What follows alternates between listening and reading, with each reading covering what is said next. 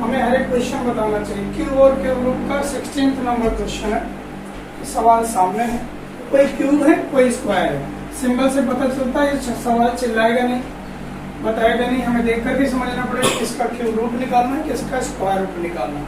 ठीक है, जहाँ पर ये 3 लिखा हुआ है यहाँ पर इससे पहले वो क्यूब रूट निकालना है, बाकी जिनमें कुछ नहीं लिखा उनका स्क्वायर रूट निकालना है। ये हमेशा ये स्क्वायर रूट के सिंबल से, परंतु ये क्यूब रूट के सिंबल है, बस उन्हें देखना। साथ में हमें ये भी याद रखना है डिवीजन और मल्टीप्लाई है, इस प्रोसेस को भी ध्यान देना होगा।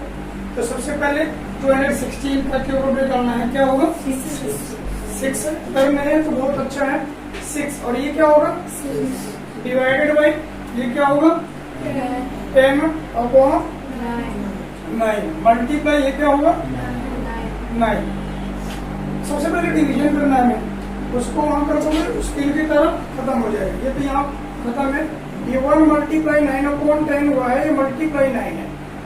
अब 9 9 जब 81 अपॉन 10 हुआ, अब इसको मिक्स में चेंज कर देना है, 8/1 अपॉन 10 आंसर आ जाएगा। ठीक है, समझ में आ गया। तो कोई टफ नहीं था, लेकिन जब छूने से डर लगता है, टच मत करना, पता चला हम वाइब्रेट कर रहे हैं, ऐसा लगता है ना, फिर नहीं होगा। एक बार प्रयास करो, सवाल को आगे बढ़ाओ, जितने स्टेप आगे पहुंच रहा है उतना करो।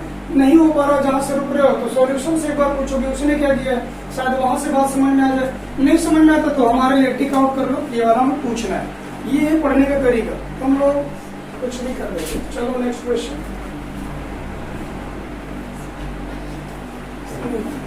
इरेज कर दो इसको। बेटा जहां पर समझ में नहीं आया पूछ लिया करो। हम बहुत सारी चीजें सिर्फ लिख देते हैं, नहीं बताते। ये मानते हैं कि सब होशियार अच्छे बैठे हुए। तो स्क्वायर रूट क्यूब रूट क्या 0.004096 यही है। इसका मान निकाल के देना, क्या समझ किसका है उसे 4096 का क्यूब है। ठीक है, तो स्क्वायर रूट के अंदर रखना है। तो 16 का जब क्यूब रूट निकाल रहे हैं तो हम देख लो 3 के कितने पेयर बन जाएंगे। यहाँ पर डेसिमल के बाद कितने बने 2 बने, तो इसका मतलब जिसका आंसर आएगा उसमें डेसिमल के राइट हैंड साइड में 2 अंक होंगे, 2 डिजिट हो जाएंगे। तो 0.16 इसका हो जाएगा। अब इसका हमें स्क्वायर रूट निकालना है। स्क्वायर रूट तो हमें केवल इसका एक पेयर बन पा रहा है, इसका मतलब जो इसका आंसर आएगा तो उसमें डेसिमल के बाद में 1 डिजिट रहेगा। और इसका स्क्वायर रूट क्या होता है 4 होता है, 0.4 हो जाएगा, आंसर हो गया। ठीक है, अभी याद था तो नहीं याद था तो प्राइम फैक्टर करेंगे, 2 3 के जोड़े बनाएंगे, फिर उनका मल्टीप्लाई करेंगे, फिर यहाँ रखा जाएगा। और भी नीचे पहुंचना है, इसका डेसिमल भी हटाएंगे और 1 में लाख 1000 जो भी उसका आएगा, उसके बाद उसका भी स्क्वायर रूट के रूट निकालेंगे। सारी प्रक्रिया भी लंबी हो जाती है। याद है तो बिना कुछ किए डायरेक्ट 3 और 2 1/5 हो रहा है, इसको किसकी पावर 5 बनेगा, यानी इस पूरे को बात करेंगे यानी 6 बन जाएगा, तो पावर की पावर बन जाएगा तो 1/6 हो जाएगा। इसकी किसकी पावर 6 बनेगा तो 0.4 की पावर 6 बनेगा ये, और उसकी पावर बनाने के बाद बस इसको कट कर दो 0.4 इसका आंसर हो जाएगा। लेकिन ठीक है आगे चलो, याद है तो तुम्हारे लिए अच्छा है, आगे इसमें भी यही काम करना है। ठीक है, इसमें संख्या है 512 multiply minus 500 5832 whole of power. ये जो माइनस है ना तो ये इस तरह है, इसके साथ में 1/3 मतलब होल ऑफ क्यूब है बेटा। इसको यदि वो ना करके ऐसे होल ऑफ क्यूब कर देते तो उसका भी मीनिंग यही था। तो कभी वो क्यूब लगा दे, चाहे 1/3 लिख दे और क्यूब रूट कर दे और 1/3 लिख दे, दोनों का मीनिंग सेम है। अब इनको देखो देखना है कि हमें ये किसका क्यूब है, और एक इसका क्यूब है। इन दोनों के यदि क्यूब मिल जाए हमें तो हम आसानी से इसको निकाल देंगे। पावर 3 बनाना है हमें खास करके। इनका पावर 3 किसका होता है? ये 8 की पावर 3 है और ये किसका है? 18 का। तो -18 माइनस में रहेगा 3 टाइम करना ना पावर में, माइनस का माइनस रहेगा, इसके भी पावर 3 हो गया और इन पूरे की पावर 1/3 है। तुम लोगों को ये नियम पता होना चाहिए, घातांकों के नियम हम पढ़ते हैं कि जब सेम पावर होते हैं तो बेस को मल्टीप्लाई कर लेते हैं, पावर एक बार लगा देते हैं। मतलब 8 मल्टीप्लाई -18 और होल पावर 3 और उसके भी पावर लगेगी तो उसको भी पावर लगा दो। इससे पावर की पावर का मल्टीप्लाई हो जाता है। अब इसको दोनों से कट कर देंगे, इसको मल्टीप्लाई कर देंगे तो माइनस आने वाला है। 8 जा क्या होगा? 140 माइनस का 144 इसका आंसर है। ठीक है, हो गया? समझ में आ रहा है बेटा? चलो y, इसमें y की वैल्यू बताना है बेटा। देख लो क्या मतलब है इसका। इसे देखें तो ये क्या है? 1 का क्यूब रहेगा, ये क्या है? 3 का क्यूब है, ये क्या है? 5 का क्यूब है।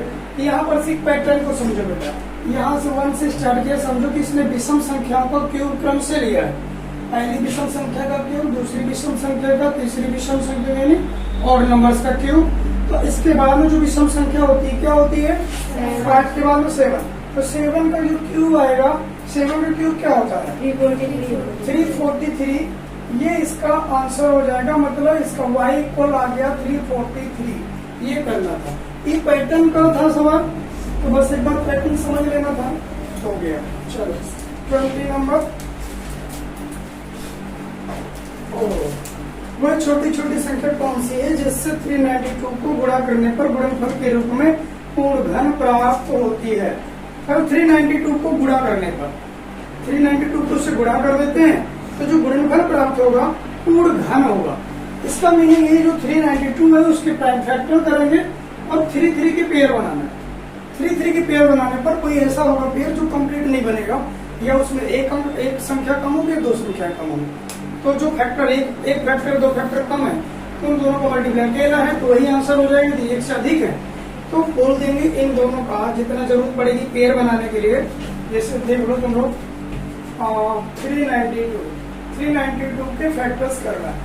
चलो 2 से हो जाएगा 1 जा 9 जा 6 जा, ये होगा 2 से 9 जा और 8 जा, 2 से 49, 7 7 और 7 1। 3 का तो पेयर बन, क्योंकि क्यूब कहा है यानी घन की बात की है, इसलिए 3 के पेयर बनेंगे। वर्ग कहता है, स्क्वायर कहता है तो 2 के जोड़े बनाएंगे।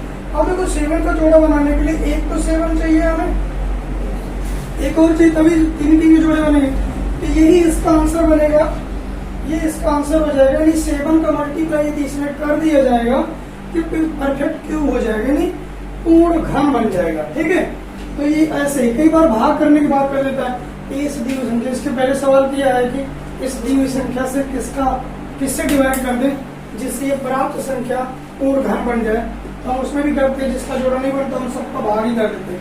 भाग करने की बात करता तो 49 से डिवाइड करना पड़ता है, लेकिन 49 से डिवाइड करने पर एक परफेक्ट क्यूब हो जाएगा। ठीक, वो एक बचता फिर एक परफेक्ट क्यूब होता है। 21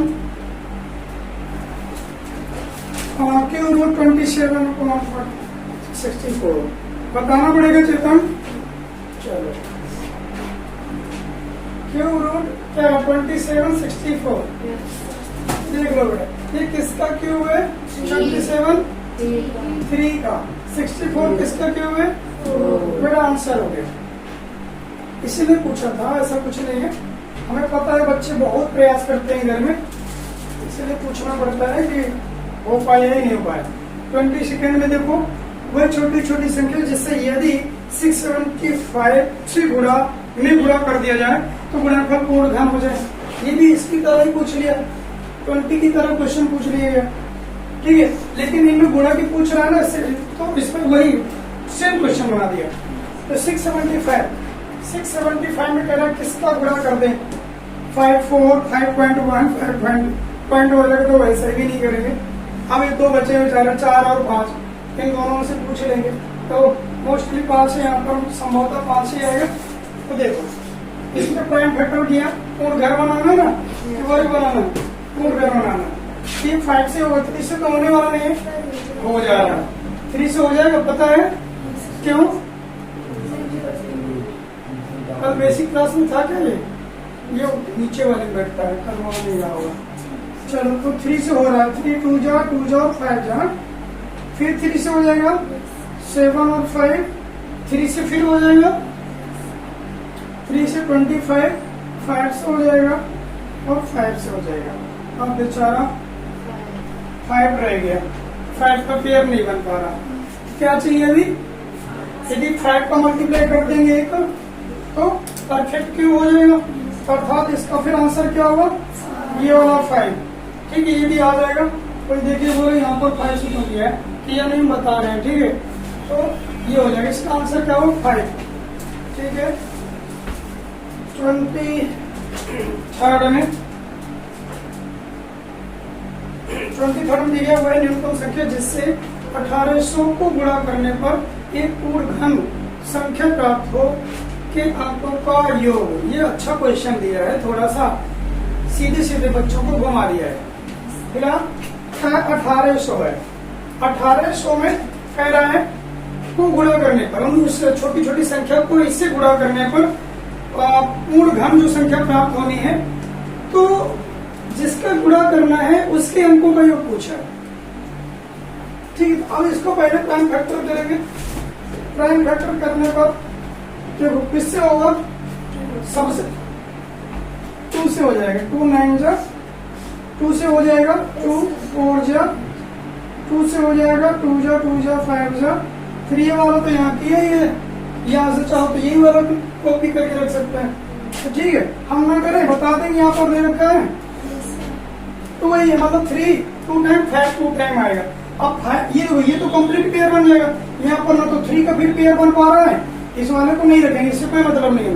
अब ये हम इसके फैक्टर कर रहे हैं ना, तो ना तो 3 का पेयर बन रहा है ना तो 5 का पेयर बन रहा है, मतलब एक 3 चाहिए एक 5 चाहिए, तो 3 और 5 चाहिए, मतलब नंबर क्या चाहिए हमें 15।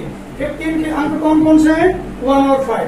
1 और 5 को जोड़ेंगे क्या हो जाएगा 6। यहाँ नीचे दिखाई नहीं देता वीडियो में, इसलिए यहाँ लिखा नीचे। फिर वो ब्लिंकिंग वाला जो लाइन चल रही है नीचे में, तो उसके चक्कर में ये 5 और 1 कर दिया 6 हो गया। समझ में आ गया? उसलिए का इसमें किसका गुणा करें, जिसका गुणा करने पर एक पूर्ण घन बन जाएगा, उसके अंकों का योगफल क्या है। ठीक है, तो उसके हमने देख लिया 15 का गुणा करने पर, मल्टीप्लाई करने पर एक परफेक्ट क्यूब बन जाएगा। तो 15 में 2 अंक है, 1 और 5, उन दोनों को ऐड कर दिया, ऐड करने पर हमें 6 मिलेगा। ये इसका आंसर है।